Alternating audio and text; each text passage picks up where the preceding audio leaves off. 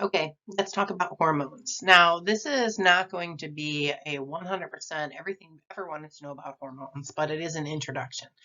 Something I want to talk about before I begin is that it doesn't matter what your external or internal reproductive anatomy is, your body continues to produce estrogen and testosterone regardless, just varying levels. And it is related to a multitude of factors.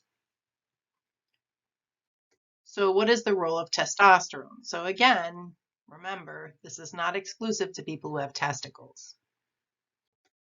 But testosterone in people with testicles helps with body fat distribution, bone density, facial and body hair, mood, muscle strength and growth of muscle, sperm production, and sex drive. In people who have ovaries, testosterone still plays a role in bone health, but also breast health, fertility, sex drive, menstrual health, and vaginal health. So it is still important regardless, just the amount is different. So where is testosterone produced? Well, in people with testicles, it's primarily produced in the testicles and the testes, but also some in the adrenal glands, which sit on top of the kidneys. In people who have ovaries, most of it is coming from fat cells, but some produced by adrenal glands that sit on top of the kidneys, and some by the ovaries. So how much testosterone do people with ovaries have? Typically a tenth to a 20th if you're comparing it to the amount that people with testicles have. Now, what about the role of estrogen? Now, there's also the hormone progesterone, but in this video, I'm just going to focus on estrogen. Well, in people with ovaries, estrogen helps to regulate the menstrual cycle with bone formation, with blood clotting, with vaginal lubrication, the strength and thickness of the vaginal wall, but also the strength and thickness of the urethral lining. It darkens skin. It helps with mood and cognition. What about estrogen in people with testicles? It plays a role in sperm count, bone density, libido, sexual function, so maintaining erections, also mood and cognition. So you see there is a lot of overlap in hormone functions. Where is estrogen produced? Okay, the production of estrogen in people with ovaries, well, in the ovaries, but also in adrenal glands and also in fat cells. What about the production of estrogen in people with testicles? Well, normally what happens, there's that enzyme, do you see aromatase? It breaks down testosterone or variations of testosterone to produce estrogen and the variations of estrogen. This occurs in fat cells, adrenal glands, but also in the testes. So how much estrogen do people with testicles have?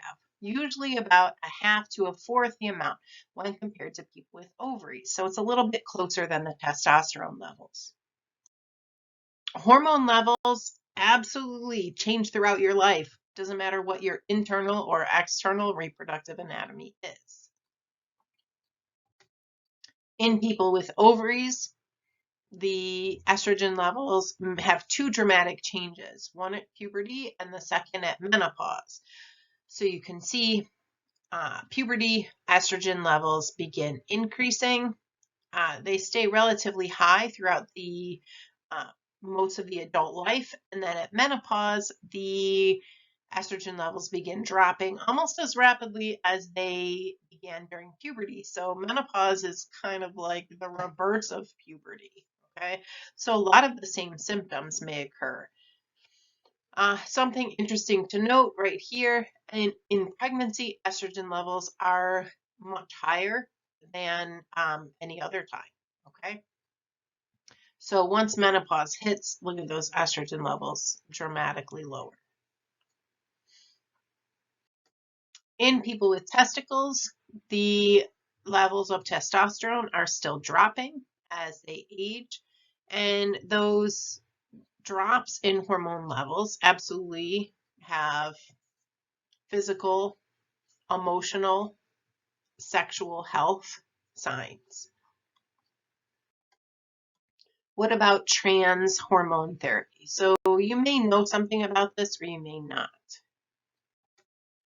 So someone who is a trans woman may want to take hormones to make her body look more like she feels.